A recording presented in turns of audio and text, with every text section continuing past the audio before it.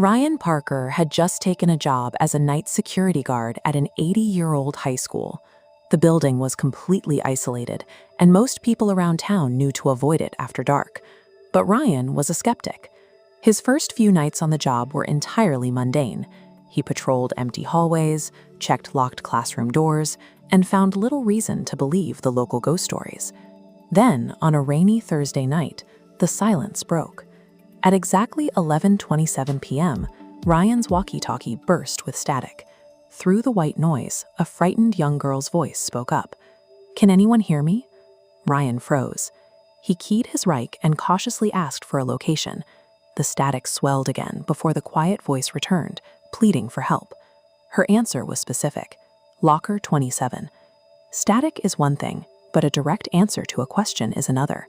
Ryan could no longer tell himself this was a technical glitch. Someone was inside the building, and they knew exactly where they were going.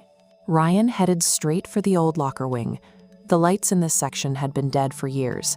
As he moved deeper into the dark corridor, the ambient temperature noticeably dropped. He finally located Locker 27. The metal door was covered in rust and a thick layer of dust, completely untouched.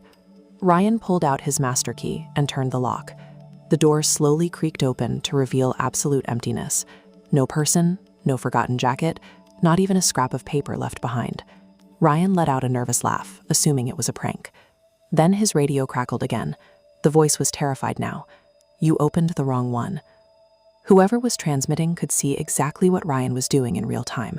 By telling him it was the wrong one, the voice was pointing toward a different, hidden reality, buried somewhere else in the school's architecture. The next morning, Ryan brought the incident to the school principal. The principal's face went pale, and he immediately changed the subject, refusing to discuss the locker wing. Knowing something was wrong, Ryan spent his afternoon digging through the town's old newspaper archives. He quickly found an article detailing the unsolved disappearance of high school student Emily Ross. 23 years earlier, Emily vanished from the campus without a trace. According to the original police reports, her last known location was the locker hallway, and when Ryan checked the school's historical administrative records, he found the link. Emily Ross was officially assigned to Locker 27. The transmission the night before matched the plea of a real, documented missing person.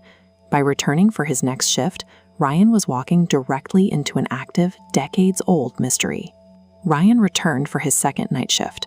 Burdened by the weight of what he had uncovered, he spent the evening waiting in absolute dread for the clock to hit 11:27 p.m. Right on schedule, the radio came alive. But this time, the entity knew exactly who she was talking to.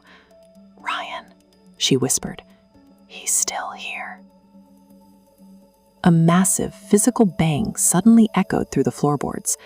The noise originated from the basement, a subterranean storage area that had been chained shut for years.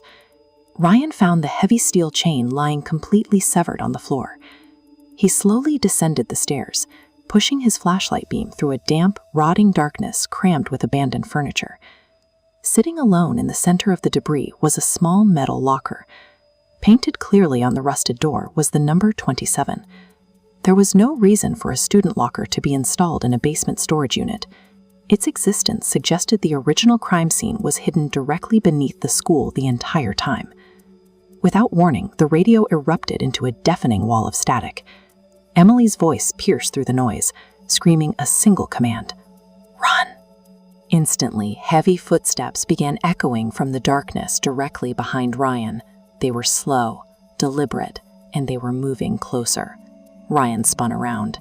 Standing at the far end of the basement corridor was a tall, featureless shadow. It didn't move. It simply stood there, watching him. Panic took over.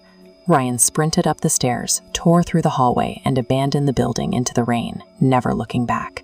Ryan's survival came down to that single, desperate warning. Whatever was stalking the basement that night, Emily's voice was the only reason he made it out alive. The following morning, Ryan returned with the police.